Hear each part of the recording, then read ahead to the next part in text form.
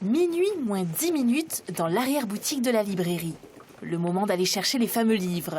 Il est strictement interdit de les mettre en vente avant minuit et 1 minute, alors les voir ainsi quelques instants avant l'heure autorisée, c'est déjà presque un privilège.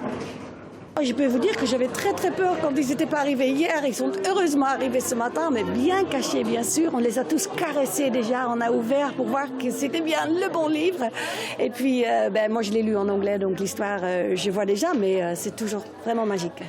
Sortie le 31 juillet, la version anglaise avait déjà fait des émules ici. Chronique d'un succès annoncé, cette soirée spéciale a drainé beaucoup de monde, des plus petits aux plus grands.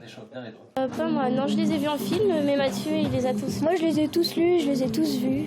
Parce que j'ai beaucoup d'action, j'ai beaucoup de personnages et c'est drôle parfois. J'ai vu le premier film quand il est sorti au cinéma, j'étais en CM2, c'était il y a 15 ans. Dès que j'ai vu le premier film, j'étais petit, ça m'a fait rêver. Et puis après, j'ai commencé à lire les bouquins, voir les films quand ils sortaient et tout. Et puis voilà, j'ai pas arrêté depuis le début, quoi. Mais l'heure tourne et les queues se forment devant les caisses.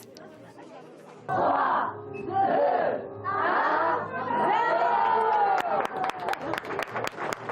Ça y est, Harry Potter et l'enfant maudit est en vente. Non, je connais pas d'autres séries qui ont donné un tel engouement. On n'a jamais ouvert pour d'autres un soir. Non, c'est unique et je pense que ça le restera pour longtemps. En milieu d'après-midi, la librairie avait déjà écoulé 84 livres. 3 mois après sa sortie en Angleterre, c'est déjà un record de vente en Amérique du Nord et en Angleterre. Il s'y est vendu à plus de 2 millions d'exemplaires.